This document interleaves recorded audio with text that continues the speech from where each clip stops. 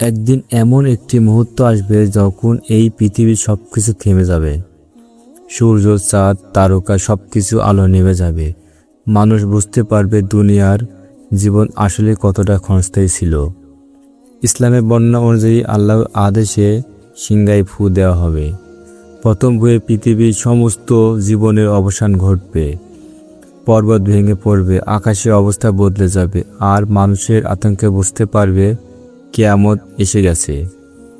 তারপর আসবে সেই পরীক্ষার সময়, যে সময় প্রকৃতি দৈর্ঘ্য আল্লাহই সবচেয়ে ভালো জানেন।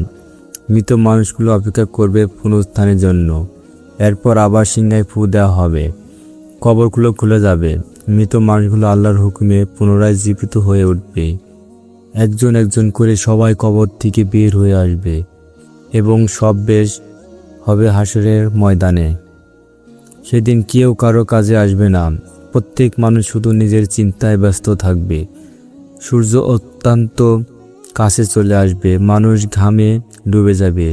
কারো ঘাম পায়ে গোড়ালি পর্যন্ত, কারো হাঁটু পর্যন্ত, কারো কোমর পর্যন্ত, আবার কারো ঘাম তাকে পায়ে ঢেকে ফেলবে। সেদিন মানুষ শুধু একটি কথাই বলবে, হে আমার রব, আমাদের হিসাব শুরু করুন। কারণ অপেক্ষায় সেই সময় তাদের কাছে অসহনীয় হয়ে উঠবে। অবশেষে শুরু হবে হিসাব। প্রত্যেক মানুষের আমলনামা সামনে আনা হবে।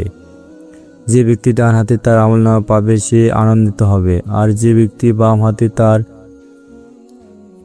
তার পেছনের দিক থেকে তার আমলনামা পাবে সে নিজের পরিণতি বুঝতে আফসোস করতে থাকবে। সেদিন কোনো মিথ্যা কাজে আসবে না, কারণ মানুষ নিজের শরীর তার বিরুদ্ধে সাক্ষ্য দেবে। হাত বলবে হাত দিয়ে কী করা হয়েছিল, পা বলবে কোন পথে হাঁটা হয়েছিল, চোখ সাক্ষ্য দেবে কি দেখা হয়েছিল, কান সাক্ষ্য দেবে কি শোনা হয়েছিল, আর জিহ্বা সাক্ষ্য দেবে কি বলা হয়েছিল। তখন মানুষ বুঝতে পারবে দুনিয়ার করা কোনো কাজ তারা আসলেই হারিয়ে যায়নি। প্রিয় শ্রোতা, একটু চিন্তা করুন, আজ আমরা যে কাজগুলো ছোট মনে করি সেগুলো হিসাব হবে। একটি মিথ্যা, একটা অন্যায়, কারো হক নষ্ট করা, কারো মনে কষ্ট দেওয়া, সবকিছু হিসাব হবে। তারপর আসবে সিজদার পরীক্ষা। জাহান্নামের উপর স্থাপিত সেই সেতু অতিক্রম করতে হবে প্রত্যেককে। মুমিনদের জন্য আল্লাহ সহজ করবেন, আর নূর তাদের পথ আলোকিত করবে। কেউ দ্রুত পার হবে, কেউ ধীরে, আর যারা নূরহীন থাকবে তারা অন্ধকারের পথে হারাবে। অবশেষে মানুষ পৌঁছে যাবে তার চূড়ান্ত গম্যন্তরে। জাহান্নাম তার শাস্তি করা কোরআন ও সহিত হাদিসে অত্যন্ত ভয়াবহ বর্ণিত হয়েছে। যেখানে আগুনের শাস্তি থাকবে, থাকবে প্রচুর তৃষ্ণা। যখন তারা পানি ঢাল চাইবেন, তাদের এমন পানীয় দেওয়া হবে যা তাদের জন্য শাস্তির কারণ হবে। তারা খাবার চাইবে, কিন্তু তাদের জন্য থাকবে এমন খাদ্য যা কোনোভাবেই আরামের নয়। কোরআনের জাক্কুম গাছের কথা এসেছে, যার ফল জাহান্নামীদের খাদ্য হবে।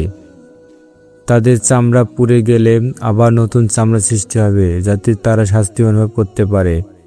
জাহান্নামের শাস্তি শুধু আগুনের মধ্যে সীমাবদ্ধ নয়, অপমান, ভয়, তৃষ্ণা, ক্ষুধা এবং অনুশোচনা তাদের কষ্ট বাড়িয়ে দেবে। আর তখন তারা বলবে, হে আমার রব, আমাদের আরেকবার দুনিয়ায় পাঠিয়ে দিন, আমরা এবার ভালো কাজ করব। কিন্তু তখন আর ফিরে যাওয়ার সুযোগ থাকবে না।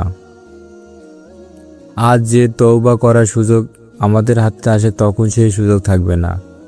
আজ নামাজ পড়ার সুযোগ আছে, আজ গুনাহ ছেড়ে দেওয়ার সুযোগ আছে, আজ কারো কাছে ক্ষমা চাওয়ার সুযোগ আছে, আজ আল্লাহর কাছে ফিরে আসার সুযোগ আছে। কিন্তু মৃত্যু এসে গেলে এই সুযোগ আর থাকবে না।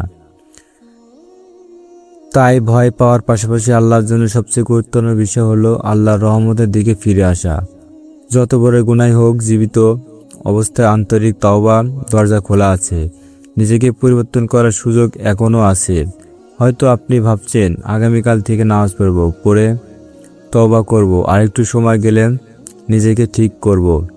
কিন্তু সেই পরে কখনো আসবে কি না আমরা কেউ জানি না। হয়তো আজকের রাতটাই আমাদের জীবনের শেষ রাত হতে পারে, এটাই শেষ সুযোগ। তাই আসুন দেরি না করে আজই আল্লাহর দিকে ফিরে আসি। নিজের ভুলের জন্য ক্ষমা চাই, নামাজকে জীবন অংশ বানাই, মানুষের হক নষ্ট করলে তা ফিরিয়ে দিই, গুনাহ থেকে দূরে থাকার চেষ্টা করি। কারণ দুনিয়ার জীবন খুবই ছোট, কিন্তু আখিরাতের জীবন চিরস্থায়ী। আল্লাহ আমাদের সবাইকে গুনাহ থেকে বাঁচার তৌফিক দিন। আন্তরিকভাবে তওবা করার তৌফিক দিন এবং জাহান্নামের শাস্তি থেকে রক্ষা করে জান্নাতুল ফিরদাউস নসিব করুন। আমিন। ধন্যবাদ।